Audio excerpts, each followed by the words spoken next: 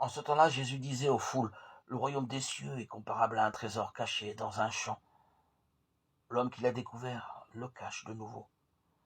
Dans sa joie, il va vendre tout ce qu'il possède et il achète ce champ. Ou encore, le royaume des cieux est comparable à un négociant qui recherche des perles fines.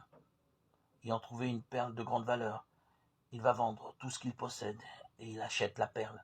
Évangile de Jésus-Christ selon saint Matthieu, chapitre 13, 44-46.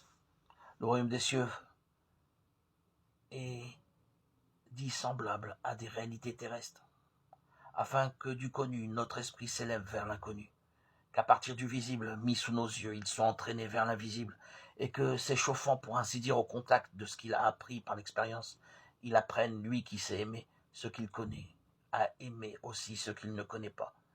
Le royaume des cieux est comparable à un trésor caché dans un champ. L'homme qui l'a découvert le cache de nouveau. Dans sa joie, il va vendre tout ce qu'il possède. Il achète ce champ. Il faut encore noter là que l'homme cache le trésor découvert pour le préserver, car il ne saurait garder la ferveur de son désir du ciel contre les esprits du mal, s'il ne le cache pas aux louanges humaines.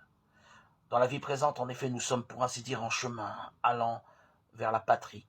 Or, les esprits du mal, tels des brigands, nous bloquent la route.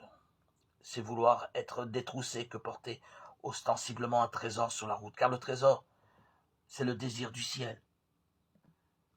Et le champ où est caché le trésor, c'est la vie ordonnée à la recherche du ciel.